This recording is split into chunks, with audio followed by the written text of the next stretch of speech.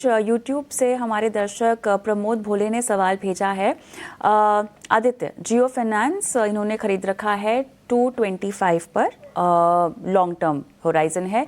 BSE में इन्होंने 5600 की बाइंग कर रखी है। लॉन्ग टर्म व्यू है, बोनस इशू भी होल्ड करें कि नहीं, ये इनका सवाल है। तो बीएसई में तो देखिए रनअप का इनको फ़ायदा मिलता हुआ, जहाँ पर हम देख रहे हैं तमाम फिनटेक फर्म्स और इस तरह के प्लेटफॉर्म्स में हमने देखा है कि तेज़ी है। लेकिन इसके अलावा अब और कितना इनको रुकना चाहिए, लंबा नज़रिया है इनका, लेकिन आगे की रणनीति चार्ट्स के बदौलत आप क्या रेकमेंड करेंगे? बिल्कुल।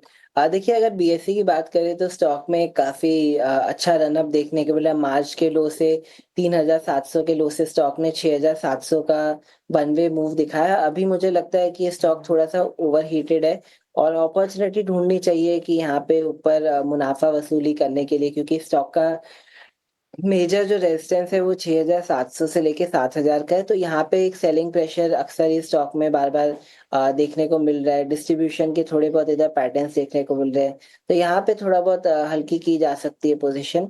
और दूसरा स्टॉक आपने कौन-सा बताया?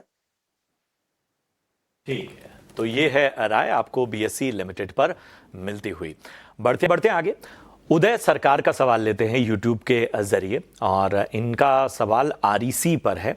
इन्होंने आरईसी के जो शेयर हैं वो 100 शेयर लिए हुए हैं और 440 के भाव पे इन्होंने खरीदारी की हुई है। फिलहाल इनके भाव से थोड़ा ही नीचे है स्टॉक का। पूछ रहे हैं कि आगे अब क्या इन लेवल्स पे एवरेज करूं या कोई और गिरावट में एवरेज करने की कोई नज़रिया बन रहा है? आदित्य बताइए, आरईसी 440 की बाइंग के हिसाब से क्या सलाह देंगे, क्या कि एवरेज किया जा सकता है? देखिए, बाज़ार में वॉलेटिलिटी चल रही है, जियोपॉलिटिकल फ्रंट पे कुछ ना कुछ खबरें हैं, तो उस हिसाब से कभी भी न्यूज़ के हिसाब से सेलिंग आ सकती है।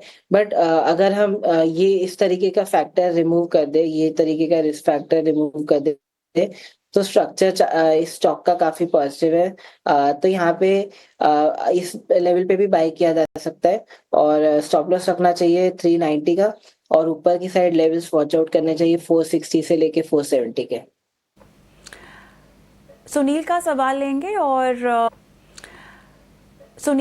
लेंगे और इन्होंने आईआरसीटीसी पर सवाल पूछा है। इन्हें और ऐड करने हैं।